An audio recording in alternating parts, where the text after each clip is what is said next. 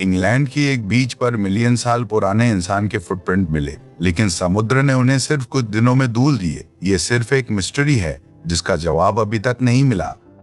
Derbyshire में एक हिल जो सिर्फ 480 फीट ऊंचा है, लेकिन यह एकदम अलग है।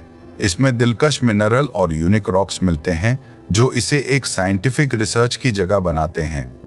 लेक डिस्ट्रिक्ट में दुनिया के सबसे गहरे झीलें हैं जिनमें पानी की गहराई 126 फीट से ज्यादा होती है।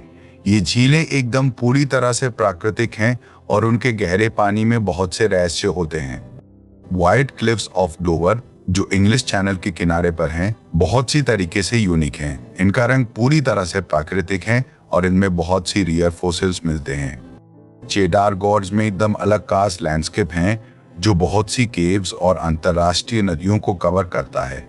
ये केव्स बहुत सी एंटिक्विटीज और फॉसिल्स को बचा रखते हैं। न्यू फॉरेस्ट में एकदम यूनिक इकोसिस्टम है जिसमें रियर स्पीशीज के जानवर और पौधे रहते हैं। यह एरिया एकदम प्रोटेक्टेड है और इसका स्टडी बहुत महत्वपूर्ण होता है। स्टोनहेंज की माइस्ट्री बहुत सी थियोरियों को प्रोड्यूस की है, लेकिन असली रीजन अभी तक क्लियर नहीं है। क्या यह है रिलीजियस साइट था या क्या साइंटिफिक पर्पस का, अभी तक कोई पता नहीं। हेड्रियंस वॉल जो रोमन साम्राज्य का बाउंड्री था, अब एक टूरिस्ट अट्रैक्शन है, लेकिन इसका रियल पर्पस क्या था? क्या सुरक्षा के लिए या क्या ट्रेड कंट्रोल के लिए?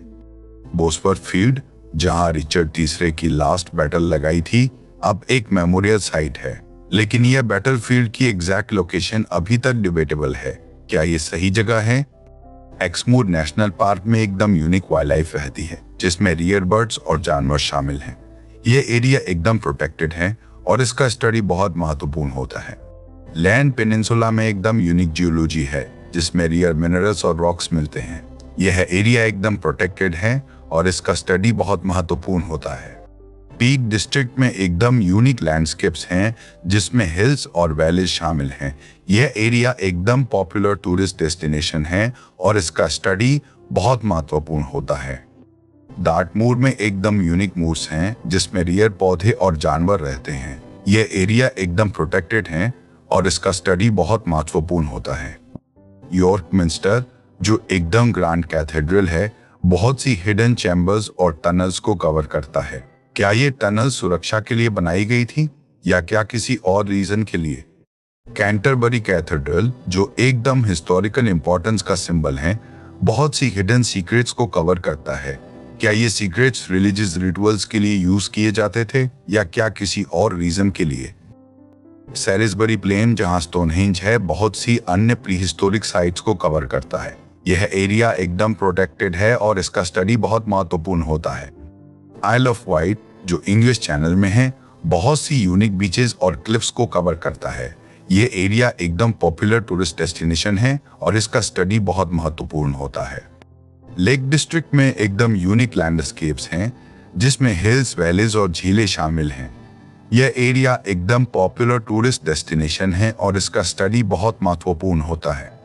इंग्लिश चैनल जो इंग्लैंड और फ्रांस को सेपरेट करता है, बहुत सी यूनिक मैरीन लाइफ को कवर करता है।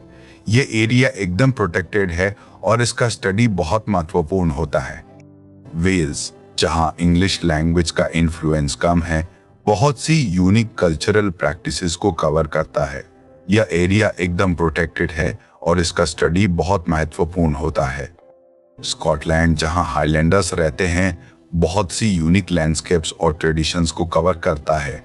यह एरिया एकदम प्रोटेक्टेड है और इसका स्टडी बहुत महत्वपूर्ण होता है। कॉर्नवाल जहां टिन माइनिंग का हिस्ट्री है, बहुत सी यूनिक इंडस्ट्रियल हेरिटेज को कवर करता है। यह एरिया एकदम प्रोटेक्टेड है और इसका स्टडी बहुत महत्वपूर्ण होता है।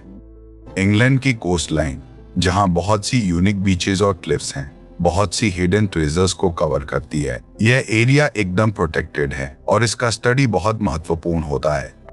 इंग्लैंड की हिडन गेम्स जैसे कि एंटिक्विटी साइट्स और यूनिक लैंडस्केप्स हमें बहुत सी अननोन स्टोरीज को डिस्कवर करने देता है। यह सब कुछ हमारी हिस्ट्री का एक हिस्सा है जो अभी तक कोई बात नहीं करता।